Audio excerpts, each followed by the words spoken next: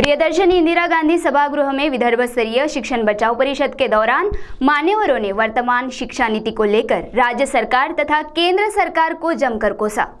तो चलिए नजर डालते हैं इस खबर पर। प्रियदर्शनी इंदिरा गांधी सभागृह में रविवार 17 दिसंबर को विदर्भ स्तरीय शिक्षण बचाव परिषद का आयोजन किया गया। विधायक सुधाकर अडवाले के हाथों इस परिषद का उद्घाटन किया गया। अध्यक्ष के स्थान पर शिक्षण संघर्ष समन्वय समिति के मुख्य समन्वयक रमेश बिजेकर थे। परिषद के स्वागत अध्यक्ष नेत्र रोग विशेषज्ञ डॉक्टर चेतन कुटेमाटे थे और उन्होंने मान्यवरों का स्वागत किया।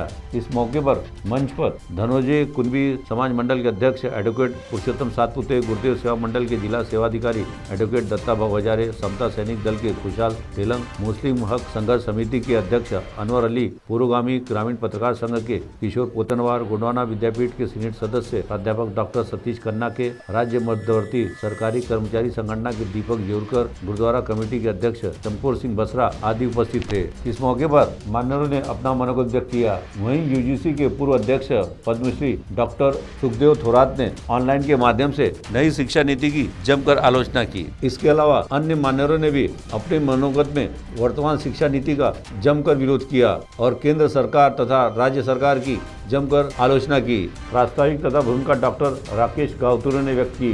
उद्घाटन सत्र का संचालन एडवोकेट प्रशांत सोनोले, वही आभार भास्कर मून ने व्यक्त किया। परिषद के दूसरे सत्र में प्राध्यापक डॉक्टर संतोष सुरटकर के साथ वाशिम के रेणुका दास उबाड़े, डॉक्टर अभिलाषा गावतुरे, साथ ही जय सामाजिक कार्यकर्ता हीराचंद बोरकुटे ने भी इस शिक्षा नीति की कड़ी आलोचना की। इस सत्र का संचालन तथा आभार प्रदर्शन प्राध्यापक माधव गुरु ने व्यक्त किया। तीसरे और अंतिम सत्र में डॉक्टर सचिन भेदे के साथ गढ़चिरौली के प्रसिद्ध आदिवासी आंदोलक देवाजी तोफा के साथ सामाजिक कार्यकर्ता जितेश कुड़मे थे। वहीं कोरपना के प्रसिद्ध सामाजिक कार्यकर्ता प्रभाकर गेडाम, इन्होंने भी इस मौके पर अपने मनोगत में वर्तमान शिक्षा नीति की कड़ी आलोचना की। तो आइए सुनते हैं विदर्भ स्तरीय शिक्षण बचाव परिषद के दौरान कुछ मान्यवरों का मनोगत। म्हणत असतात की संविधानाचा बदल हे लोक करू शकत नाहीत, संविधानांच्या मूल्यांना बदलू शकत नाहीत।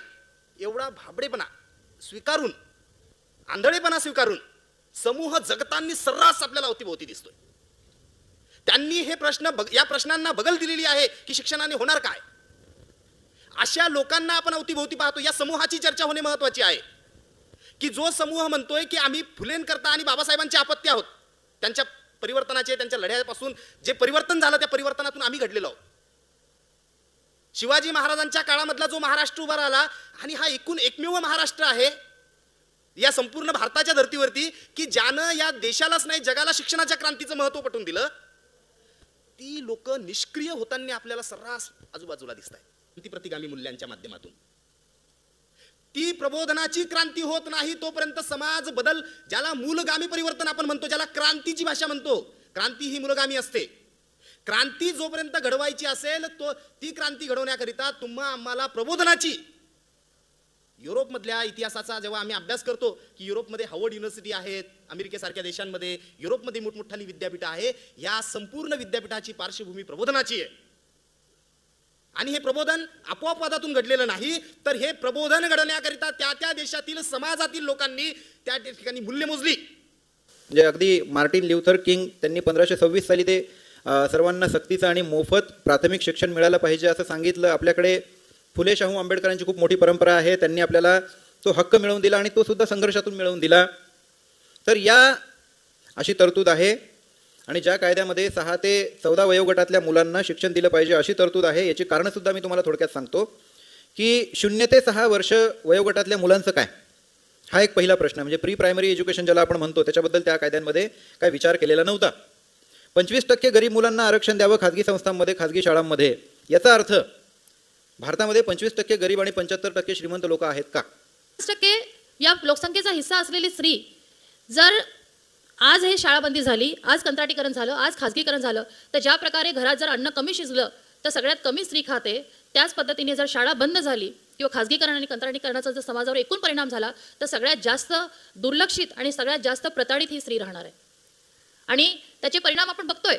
आज आपण जेवढे इंडायसेस बघितले जे या देशामध्ये इक्विटीबद्दल बोलतात, इक्वॅलिटीबद्दल बोलतात, एंटरप्रेन्योर इंडेक्सबद्दल बोलतात, स्त्रियांचं किती पार्टिसिपेशन आहे आणि एकूण गोष्टीबद्दल बोलतात। म्हणजे पॉलिटिकल रिप्रेझेंटेशन पासून ते सगळे रिप्रेझेंटेशन बद्दल जे बोलतात स्त्रियांच्या ते आकडे इतके कमी आहेत की आम्ही खरंच स्त्रियांना या देशामधल्या कुठल्याही प्रवाहामध्ये आणण्यात यशस्वी झालो का, हा खूप मोठा प्रश्न इस शिक्षण बचाव परिषद की सफलता के लिए भास्कर सर, भीम आर्मी के सुरेंद्र रायपुरे, अविनाश आंबेकर, विजय मुसड़े, प्राध्यापक ढाके, इरफान शेख, अमोल खोबरागड़े, नंदकिशोर शेर, वाशिम के गजानन धामने, एडवोकेट पूनम चंद वाकड़े आदि ने परिश्रम लिया।